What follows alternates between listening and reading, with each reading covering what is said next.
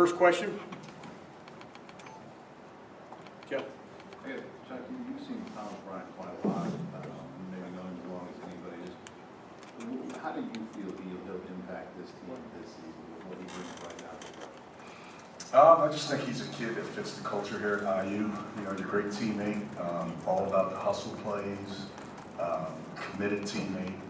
Obviously, his size plays a major role in how he can impact the program. But more importantly, I just think who he is as a person is the most significant thing. His energy, his thought process, being a part of a locker room. Yeah, I think those things are going to really help. Tim, can you kind of follow up on that, the impact a 6'11" kid who, like Yogi said, has a high motor can have on the defense now, starting from next year? I think like Chuck said, he has a great personality. It's probably not as flamboyant as Victor's, but it's a personality like that where you always enjoy being around him. And I think when you have personalities like that, they play with that personality. And you have to play defense with personality and intent.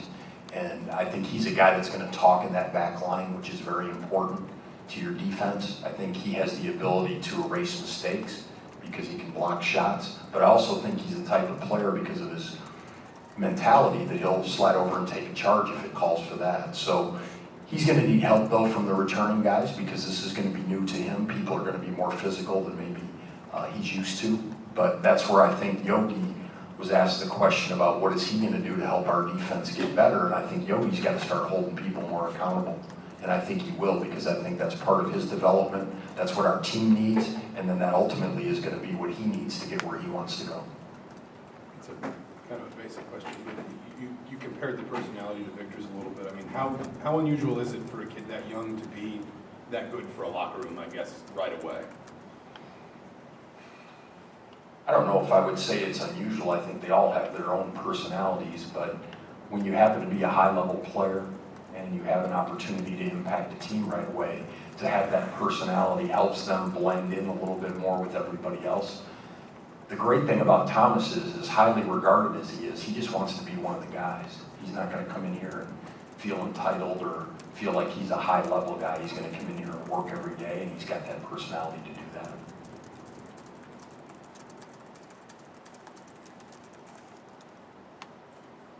Rob, what's your role been these past couple weeks of spring? What have you been doing out on the road, recruiting, that kind of stuff? Can you just sort of detail what you've been doing out there? Just what have you been doing? Coach Buckley asks me that every day. Just been in the role of coaching on the court and then being able to recruit. So it's been being able to be out on the road recruiting and seeing some of these guys, the young guys that are in the upcoming classes.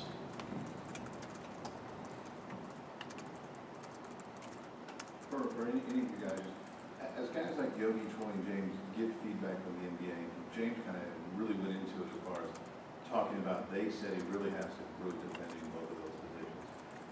That NBA feedback, hearing it from somebody else, how does that impact guys, and how does that impact telling guys, here's really what you need to do, just as far as them hearing it from another voice?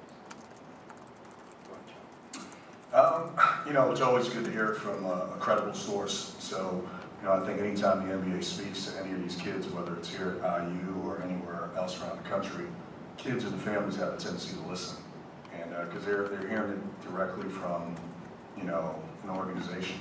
So I think for us, it allows us to have someone else maybe echo some of the things that we've been trying to get across throughout the year. Do you think for the most part guys take that and do you see quick implementation of that? I think so. I think those guys take the information, they sit down with their families, and they kind of reflect on the type of year that they had as a team and individually, and say, that makes sense. I see how I can impact IU, whether it's on the offensive end or the defensive end, and surely how I can increase my stock for the following year. I think it's similar to recruiting in that sometimes I think players feel like they get recruited because they shoot all the balls and they score all the points, and that's not necessarily what we look at when we go evaluate guys. And we like to see guys in a lot of different situations and settings. Sometimes it's off the ball, sometimes it's on the ball. Sometimes it's when they don't play well, how do they impact their team with winning? And like Chuck said too, I think the feedback that we get pretty much echoes what coach is trying to get them to do and what we talk with them about too. So at least it reinforces, if you want to go and take that next step and keep playing basketball, these are the things that you really have to do. And fortunately, it's the same message that they get every day. Chuck, maybe the overall impact of the entire recruiting class, and I don't know, are you guys, are they allowed to talk to the about the walk-on? No. Okay, No. all right, so just leave them out of it, but the impact of this class now coming in, freshman class coming in. Well, you know, these guys have done a great job prior to me getting here. So, you know, I think Yogi hit the nail on the head in terms of length. That's probably the most significant thing that stands out in my mind.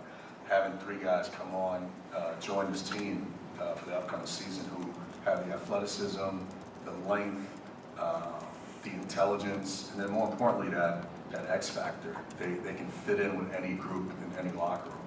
I think those things are going to really help us next year. Do you feel next year we finally have some depth to really go through a full rotation and do a little bit more of this traffic progressing and with more bodies that you can rely on?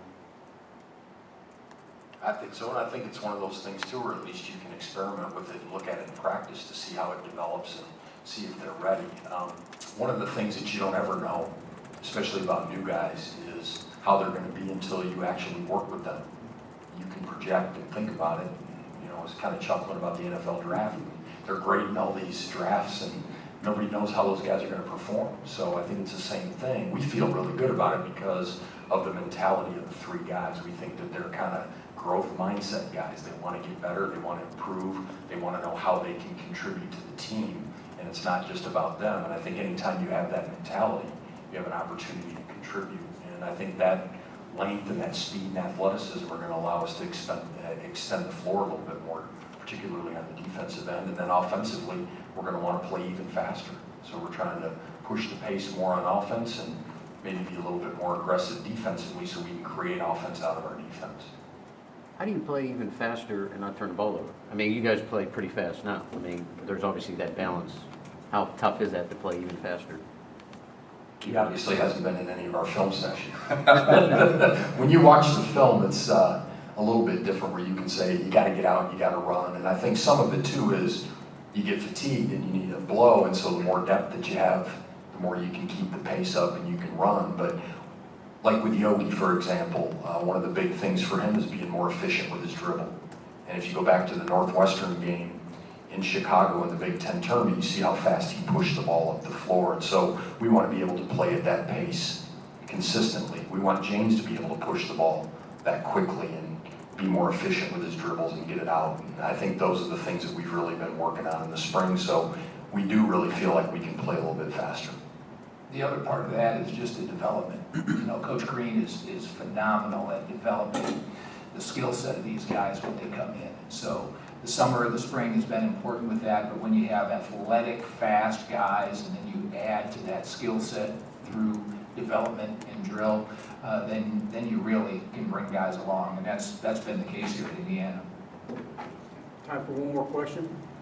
Tim, I guess kind of similar to what I asked Yogi, and it's a basic question, but this team embracing expectations where maybe a year ago you guys wanted to defy them.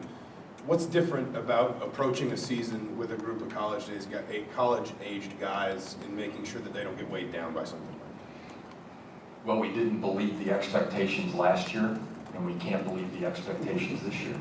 I think it's the same mentality. All that matters is what you believe, and the group inside that locker room or that film room, wherever we are, we believed in ourselves and we felt like we could be a good basketball team. And now we can't believe that we're too good.